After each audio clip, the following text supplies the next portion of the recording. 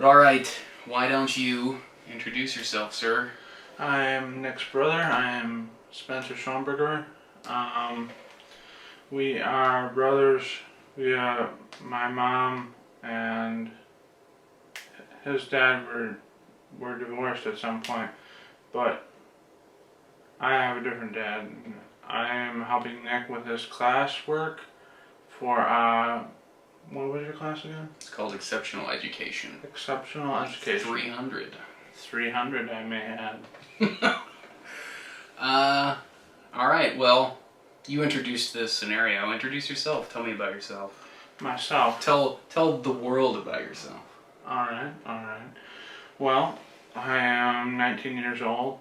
I work at a place called Pantheon. I am an individual who has a little bit of bipolar and autism and maybe some ADHD. I don't know. I don't remember all the diagnosis. So what do you do at Pantheon? What do I do at Pantheon? I proceed to help individuals and be a good role model for those who are less functioning than you and I are. Okay. And I also will perform jobs such as caps. We have these little circular peanut butter caps. Like candy?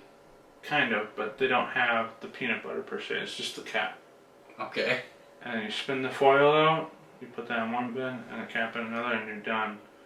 But what it does is you're not getting paid hourly. You're getting paid per piece. So it's piecework? It's piecework. Okay. How many empty peanut butter cups, soulless peanut butter cups do you make per shift?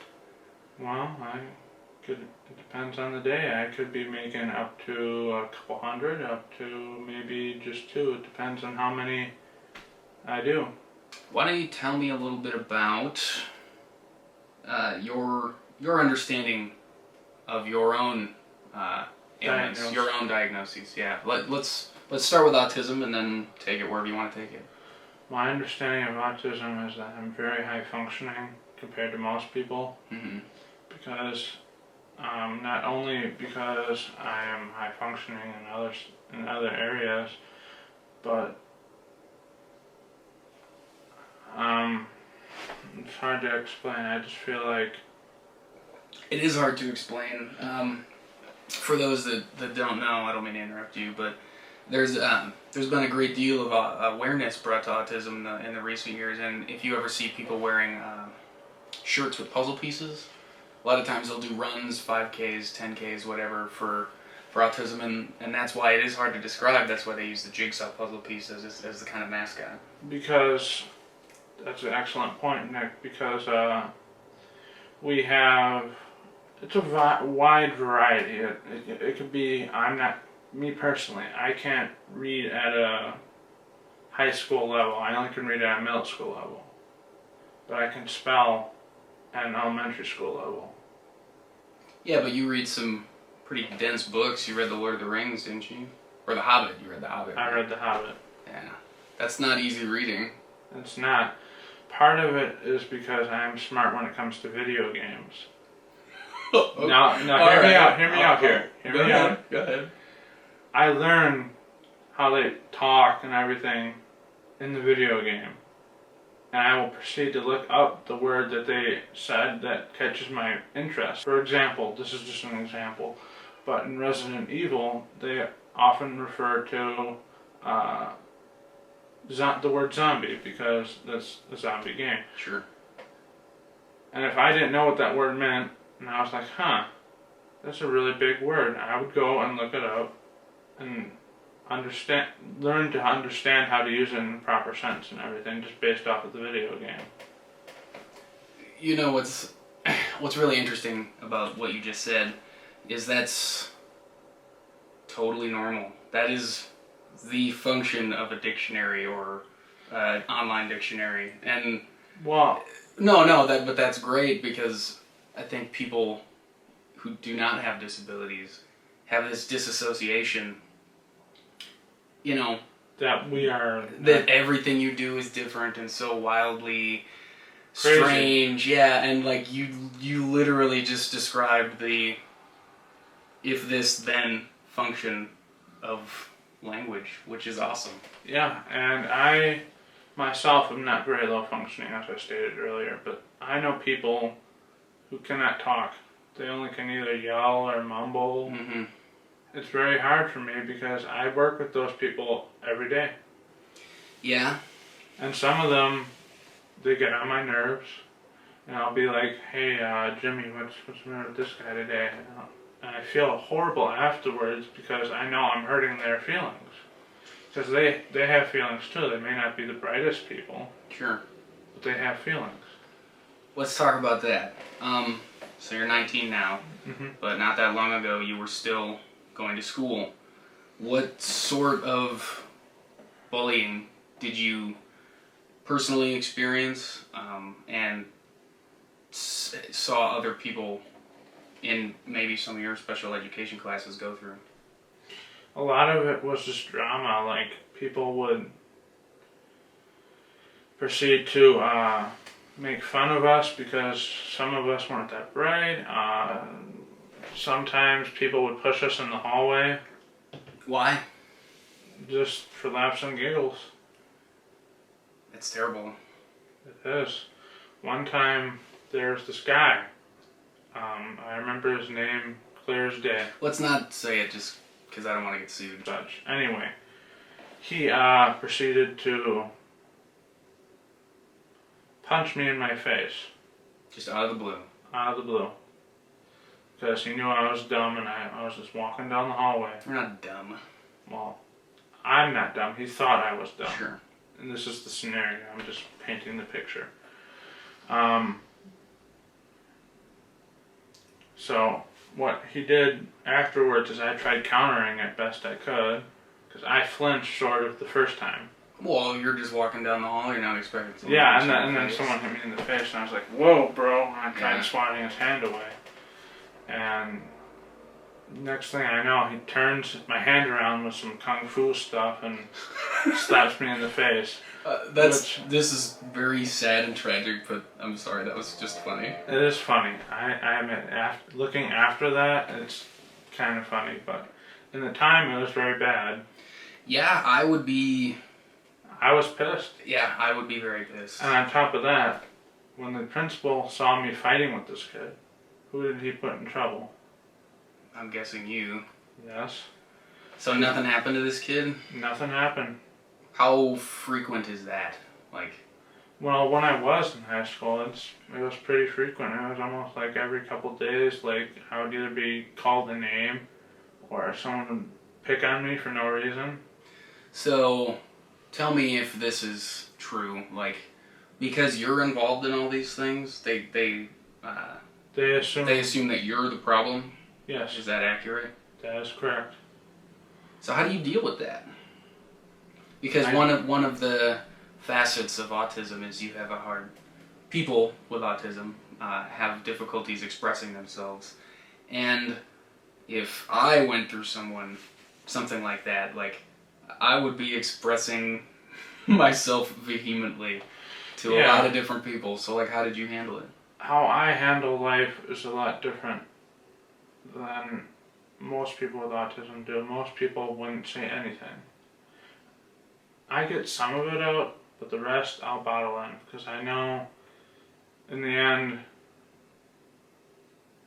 not necessarily that this is always going to be true, but in that circumstance it was.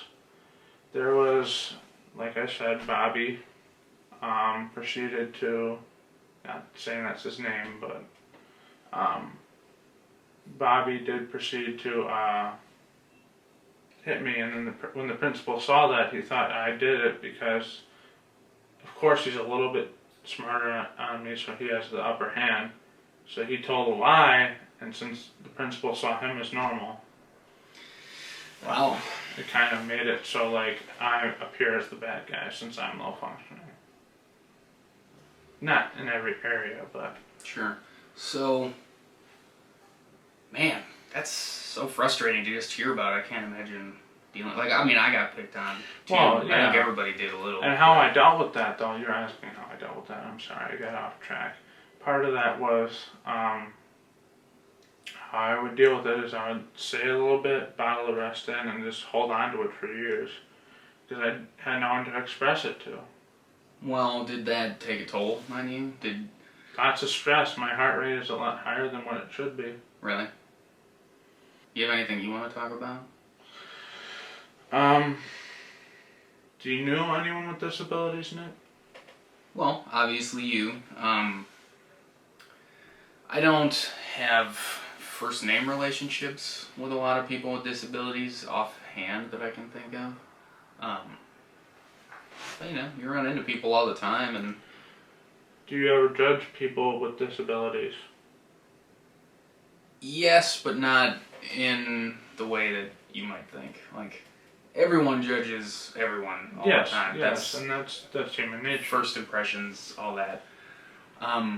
Especially if someone has like a very obvious physical Like ailment, not able to listen or comprehend, or that, or like they're in a wheelchair, they're amputee, or they were just born without legs, or what have you. Things like that. You can be kind of taken back for a second, but then you just they're just people. You just treat them like people. I try to live by the golden rule.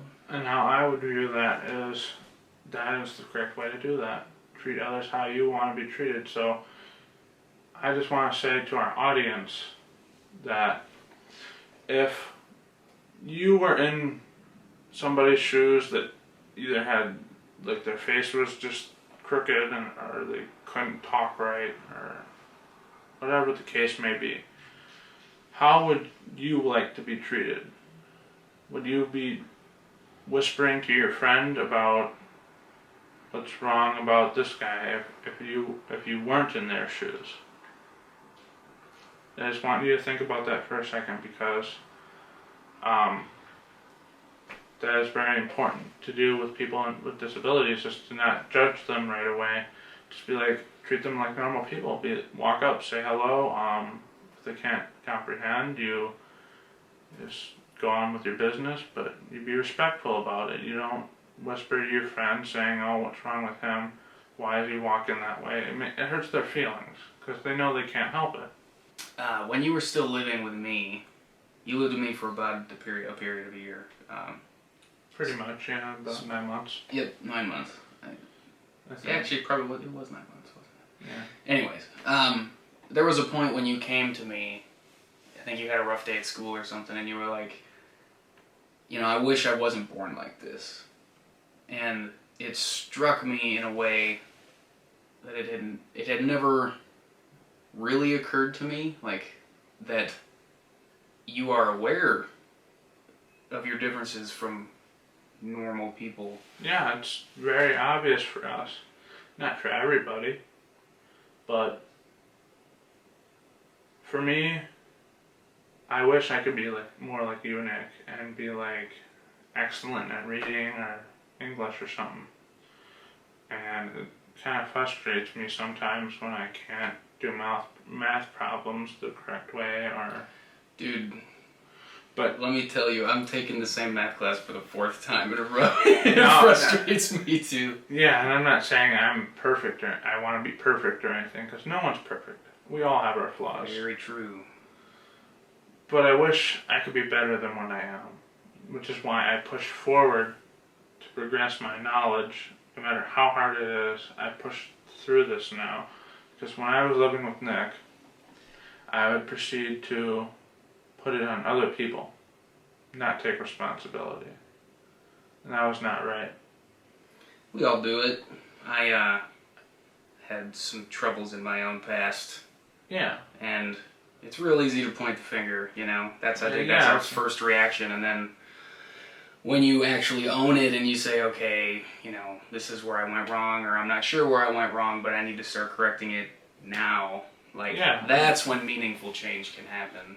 And right after I left your apartment, little did you know, I actually did change a little bit inside when I went to Norris.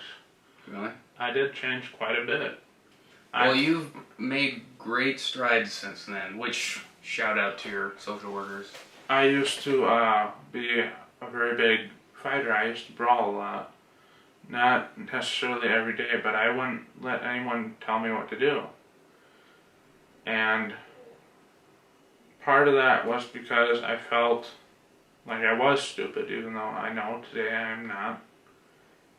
Could be a lot worse for me. But when I went to Norris, I only had 2 fights, where on a normal day-to-day basis I would have had at least 2 fights, maybe 2 days out of every week. Yeah, it was a stressful time to hear about it a lot. Yeah, especially you being my brother and not a parent figure. Which was, we should talk about that for a minute, because without getting into too much detail, Spencer was living with me because his parental situation was Screwed up. But I was never the legal guardian. It falls in this gray area of the law when it comes to caretaking called kinship care, where in every day-to-day life, like I just, obviously I decide what you're going to eat, whatever, because I'm the one taking care of you. Yeah. But I am not able to make any legal decisions. So anytime we would go into like a parent-teacher conference, if I didn't have permission to be there, they couldn't talk to me. And it was so frustrating. Just like lots of things, like any medical thing you had, couldn't talk to me about it. Like, it was very frustrating because I was the one doing all the legwork. Well, me and Christine at the time, but it was rough. And that's another facet of this that people don't understand. A disability doesn't just affect the person with it. It affects their body. It could affect their body. Their family is what I mean. And I gladly accept that. Like, I love you. You're my brother. Yeah. But it is an extremely stressful, can be an extremely stressful time. Yeah. And I remember one time when me and Nick were little, I used to steal a lot from him. You sure did. I was an expert thief, I want to say, but I'm not proud. I'm not proud of it. Well, part of that's just being a little brother. Well, I did the same thing to Nathaniel. Yeah, we all did it, but us as 3 brothers. Nathaniel was not with us today here in the meeting. Yeah, he's still alive. That wording is usually was cryptic. He's still alive. He's not here currently in this proximity. Well, that's what I meant. But yes. So let's talk about some of your goals. What's your 5-year plan? Do you have a 5-year plan? 5-year plan? What is that? Well, for me, a 5-year plan is things I would like to accomplish in the span of 5 years. So, like, graduate college, meet a lady, maybe get a dog. Whatever, like, your unique desires that you think you can achieve. I believe that those things would be, one, is move out on my own, because currently I am in a group home here in Milwaukee called Janine's. I live there fairly independently. I'm trying to get my own apartment, and I hope to get that sometime soon in the next couple months. My long-term goals are to be able to pay my bills on time and learn how to bill and stuff, and do billing, more math stuff, and then maybe find a girlfriend at some point in there. They're trouble. I don't know, it's like steering a ship into like rocky seas. You know you're gonna hit one eventually, but you just want to do it for some reason. Sorry to any women out there. They probably say the same thing about men. Probably do. We're difficult. Men are simple. Women are difficult. Not to a woman, though. That's true. This is gonna get off the rails quick. If this goes on YouTube, the comments are just gonna blow up at this point. I guess. What steps are you taking to achieve those goals? Those goals. Well, at first I have to, as far as billing and stuff goes, I have to save enough money to pay my phone bill and my membership at the Y. I get a special discount for $18, which is fairly very nice of the Y to do. The Y's pretty good with social programs, aren't they? Yes, they are. They are wonderful. I usually go to the Y in Brown Deer because that's close to the house, about 5 miles away. It's really that close? Yeah, I always thought it was further away.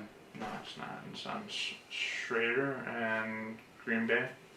So you can take Green Bay all the way up. But yeah, it's pretty nice Y. I actually have some of the staff's numbers there, just in case I need them for financial stuff at the Y. Jason is a very wonderful staff. I just want to say that if this does go on YouTube, I just want to say it's gonna. Yeah. Jason and all the staff at the Brown Deer Y are wonderful, and I wish people would stop giving them a hard time because they are very, very good people. They deal with they're asked in a very polite manner, and They're professional? They're very professional. What more can you ask? I know. So, by the way, Spencer, you're 6 foot, right? Mm-hmm. And how much do you currently weigh, if you don't mind me asking? I weigh about 280, approximately 82, 80 pounds. So when Spencer first came to live with me, which you were 16 then, I weighed about 310, 312. Yeah, and then you told me earlier, before we started filming, that your heaviest was you were at 330. You're down to 280 now. Well, 333, but yeah.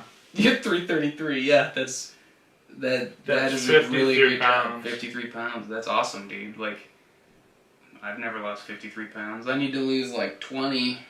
I know, this is what I was saying with me pushing myself. That's awesome, and I'm super proud of you, by the way. Yeah, I've been pushing myself really hard. I've only been at Janine's for 6 months, I want to say, and I've lost that much weight. Most people couldn't do that. No, most people couldn't.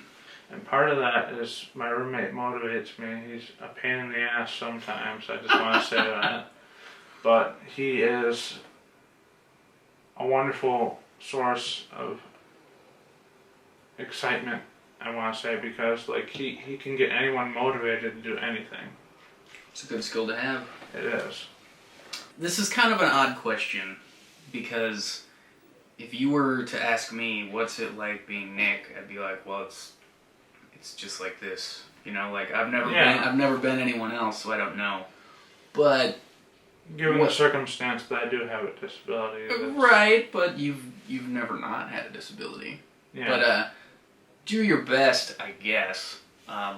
What, if you could, in a nutshell, describe what it means to have autism today? Like, it's hard. We have to go through a lot of loops because there's so many, especially when you're young, you have to go through a lot of testing. Yep, you had like 6 different diseases before they figured out what you had. Like, it seemed like every 3 months it was like, oh, this doctor says this doctor says this. I remember that too. I had 12 different doctors. Jeez. Yeah, you had quite the medicine cabinet too. It was a lot. I think at one time you were taking like 9 different medicines at once. Yeah, and currently I know my medications, which are Strattera, Abilify, Lamotrigine, and Fluoxetine. So only 4. That's not too bad. That's not too bad to what it used to be. But yes, in a nutshell, it's very hard. You have to go through a lot of testing to figure out what you can and can't do, and just living with it growing up. More than likely, it depends on which side of autism you're on. Some people are very away, some people are very close, and that is either autism or autistic. Very different. I didn't know that.